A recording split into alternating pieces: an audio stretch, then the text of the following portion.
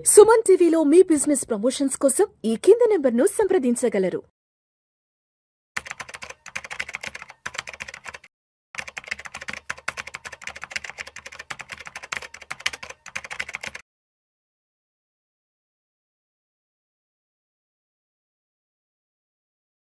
గిరిబాబు గారు నమస్తే సార్. నమస్తే అండి. Welcome to Vishnu talks. So Giribabu గారు, ఇవాళ రోజుల్లో ₹1,00,000 నెల జీతం అంటే చాలా సర్వసాధారణం అయిపోయింది. అవును. ఎంతలా అయిపోయిందంటే నా నెల జీతం ₹1,00,000 అని ఓపెన్గా ఎక్కడన్నా చెప్పుకోవాలంటే కూడా కొంత వెనకాడి కొంత సిగ్గుపడేంత సర్వసాధారణం అయిపోయింది ₹1,00,000 జీతం. ఏదైనా క్యాంపస్ ప్లేస్మెంట్లో జాబ్ వస్తే కూడా ఇవాళ రోజుల్లో స్టార్టింగ్ శాలరీ నెలకు ₹1,00,000 ఇస్తున్నారు. సంవత్సరానికి 12 లక్షలు 13 లక్షల ప్యాకేజ్ వస్తుంది. కాబట్టి ఈ రోజుల్లో ₹1,00,000 జీతం అనేది సర్వసాధారణం అయిపోయింది. కాబట్టి మరి ₹1,00,000 జీతం సంపాదించే వాళ్ళు ప్రాపర్గా ఫైనాన్షియల్ ప్లానింగ్ ఎలా చేసుకోవాలి, ₹1,00,000 జీతం వస్తున్నప్పుడు ఎటువంటి తప్పిదాలకు దూరంగా ఉండాలి, ఎటువంటి మంచి పనులను దగ్గరకు చేర్చుకోవాలి? నార్మల్గా మనం చాలామంది చూస్తూ ఉంటాం. ఒక 15 years బ్యాక్ శాలరీ ఎంత అంటే ఒక 10,000 9,000 అలా ఉండేది. అంటే సంవత్సరానికి ఎంత అవుతుంది? అప్పుడు 10,000 అంటే ₹1,20,000 అవుతుంది. అంటే సంవత్సరానికి ₹1,20,000. ఎవరైనా మీ ప్యాకేజ్ ఎంత అని 15 years బ్యాక్ అడిగితే 1.2 lakh అని చెప్తే that is per annum default. ఇవాళ మీ శాలరీ ఎంత అంటే 1 lakh అని చెప్తే that is per default per month. అంటే 15 సంవత్సరాల క్రితం సంవత్సర జీతం ఇవాళ నెల జీతం అయిపోయింది. ఒక విధంగా చెప్పాలంటే క్వాంటిటీ ఆఫ్ శాలరీ బాగా పెరిగింది, కానీ quality of salary, quantity of money పెరిగినా సరే quality of life, quality of salary అస్సలు ఏమాత్రం పెరగలేదు. ఇప్పుడు చాలామంది మీరు ₹1,00,000 అంటే కామన్గా చెప్తున్నారు, కానీ ఆ ₹1,00,000 కూడా లేని జనాలు, ఆ ₹1,00,000 కూడా ఇన్కమ్ లేని వాళ్ళు బోల్డ్ మంది ఉన్నారు. మరి వాళ్ళందరూ ఈ ₹1,00,000 సంపాదించే వాళ్ళని చూసి అసూయపడాలంటే లేదు. ఏ సెగ్మెంట్ పీపుల్ అయినా సరే, ఎంత ఆదాయం వచ్చినా సరే, వాళ్ళ యొక్క ప్రణాళిక పర్ఫెక్ట్గా ఉంటే ₹1,00,000 రానివ్వండి, 3,00,000 రానివ్వండి, 30,000 రానివ్వండి, వాళ్ళు హ్యాపీగా లైఫ్ లీడ్ చేయొచ్చు. కానీ ఇక్కడ వాళ్ళు చేసే మిస్టేక్స్ ఏంటంటే, సారీ ఫర్ ది ఇంటరప్షన్. అంటే ఎందుకు అడిగానంటే, ఇది రీసెంట్గా నేను ఒక మ్యారేజ్కి వెళ్ళాను. మ్యారేజ్కి వెళ్తే నా పక్కన ఒక అబ్బాయి కూర్చోన్నాడు. ఎరా ఎంతరా శాలరీ ఏంటంటే వాడు చెప్పడానికి చాలా సందేహిస్తున్నాడు.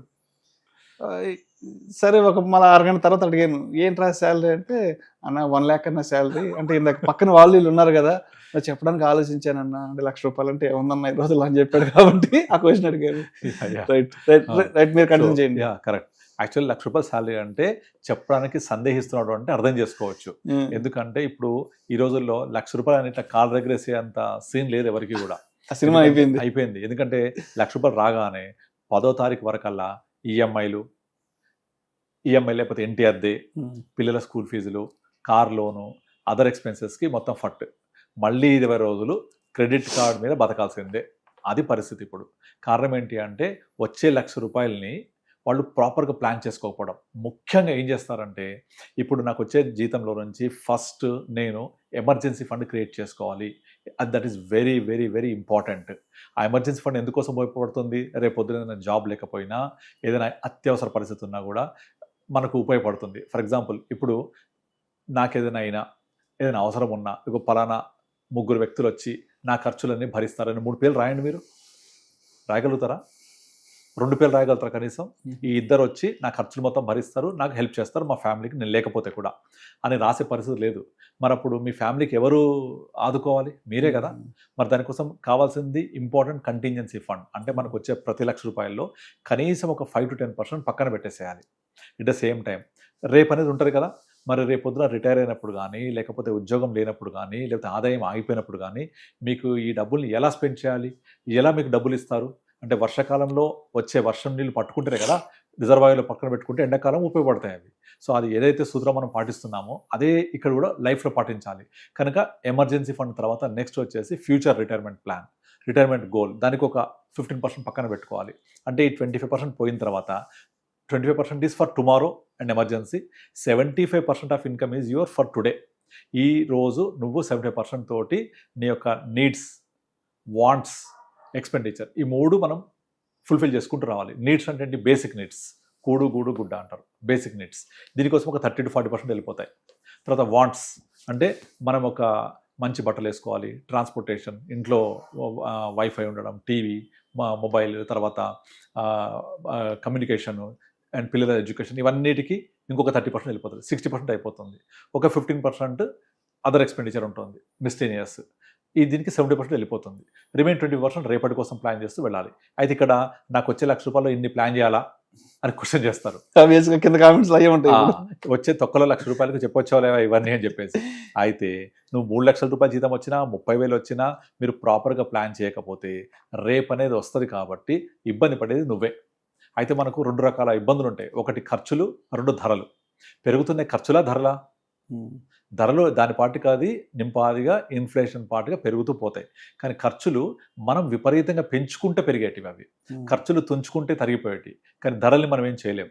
That is called inflation. అది మన చేతుల్లో లేదు. కానీ ఖర్చులు మన చేతిలో ఉంటాయి. ఒకప్పుడు ₹200 పెడితే ఇంట్లో కేబుల్ టీవీ వచ్చేది.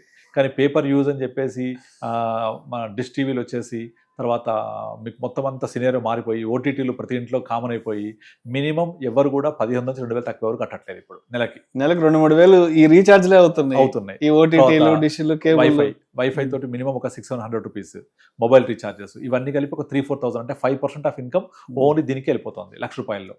తర్వాత వీకెండ్స్ కనీసం ఒకసారి అయినా సరే నెలలో బయటకు వెళ్ళి రావాలి, సినిమాకి వెళ్ళాలి, ఫ్యామిలీతో బయటకు వెళ్ళాలి, డెఫినెట్గా ఉండాలి. ఇవి దీనికి ఒక 5-10% అయిపోతుంది. ఇంకా ఏడ మిగులుతాయని చెప్తారు. సో ఎంత ఇబ్బందులు ఉన్నా సరే మనము ఈ ప్రాపర్ అలొకేషన్ చేసుకుంటూ ఈ అనవసర ఖర్చులు తగ్గించుకుంటూ ప్లాన్ చేయాల్సిందే. దాంట్లో ముఖ్యంగా ఇంపార్టెంట్ ఏంటంటే ఈఎంఐలు. చాలా మందికి ఇబ్బంది పెట్టే ఖర్చు ఏంటంటే ఈఎంఐ. ఇది ఈఎంఐ ఒకరోజు పోయేది కాదు, వస్తూనే ఉంటుంది, నెలల తరబడి వస్తూనే ఉంటుంది. విసిగెత్తిపోతుంటారు జనాలు అయితే ఈఎంఐలు కట్టలేక. ఎందుకైనా ఈఎంఐలు పియర్ గ్రూప్ ప్రెజర్. మనము రిచ్ అవ్వాలనుకోవడం కాదు, రిచ్గా కనిపించడం కోసం, రిచ్గా బతకడం కోసం పెట్టే ఖర్చులు ఇవన్నీ కూడా. నువ్వు రిచ్ అవ్వడం అంటే నీ ఆస్తులు పెంచుకుంటే, నీ యొక్క బ్యాంక్ బ్యాలెన్స్ పెంచుకుంటే, నీ యొక్క అసెట్ పెంచుకుంటే రిచ్ అవుతావు. కానీ ఆ రిచ్ అవ్వడం కాదు, రిచ్గా కనపడడం కోసం మనం పెట్టే ఖర్చులు ఇవన్నీ మనల్ని పూర్తి చేస్తూ ఉంటాయి. నువ్వు రిచ్గా కనపడడం కోసం పెట్టే ప్రతి ఖర్చు నేను పేదవాడిగా మరుస్తూనే ఉంటుంది. ఎందుకంటే పక్కోడు పలానా కారు కొన్నాడు, నేను ఇంకా పైన కొనాలి, ఖర్చు. అంతేగాని నాకు అవసరం, నాకేంటి, ఏం కావాలి, నా బడ్జెట్ ఎంత అని మన బడ్జెట్లో ప్లాన్ చేసుకుంటే ప్రాబ్లమే ఉండదు కదా. సో అలా మించి మనం షోకేస్ కోసం, అంటే షో చేయడం కోసం, నేను పక్కోడికి నా రిచ్నెస్ చూపించడం కోసం, రిచ్గా కనిపించడం కోసం పెట్టే ప్రతి ఖర్చు మనల్ని పేదవాడిగా మలుస్తూనే ఉంటుంది. కనుక ఇవన్నీ అవుతున్నప్పుడు మీ ₹1,00,000 కాదు కదా, 2,00,000 జీతం వచ్చినా, 3,00,000 జీతం వచ్చినా సరిపోదు. ఇంకొకటి, ఇప్పుడు మనం 10 ఏళ్ల క్రితం మాట్లాడుకున్నాం కదా, 10,000 జీతం ఇవాళ ₹1,00,000 అయిందని. అంటే ఆల్మోస్ట్ మోర్ దెన్ 10 times అయింది శాలరీ కదా. 10 times శాలరీ అయింది. మనం తినే ఫుడ్ ఖర్చు ఎంత పెరిగింది? అదే ఇడ్లీ, అదే చపాతి, అదే రైస్ కదా. దీని ఖర్చు మహా అయితే ఒక 3 times 4 times నుంచి పెరగలేదు. అంటే ఎప్పుడు కూడా బేసిక్ ఎక్స్పెన్సెస్ పెద్ద పెరగవు, లైఫ్ స్టైల్ ఎక్స్పెన్సెస్ బాగా పెరిగిపోతాయి, ఎడ్యుకేషన్ ఎక్స్పెన్సెస్ పెరిగిపోతాయి, మెడికల్ ఎక్స్పెన్సెస్ పెరిగిపోతాయి. దీన్ని ప్రాపర్గా ప్లాన్ చేసుకోవాలి. ప్లాన్ చేయాలి అంటే ఖచ్చితంగా మీరు ప్రాపర్ ఇన్వెస్ట్మెంట్ చేసుకుంటూ ఉండాలి. సేవింగ్ కాదు, ఇన్వెస్ట్మెంట్.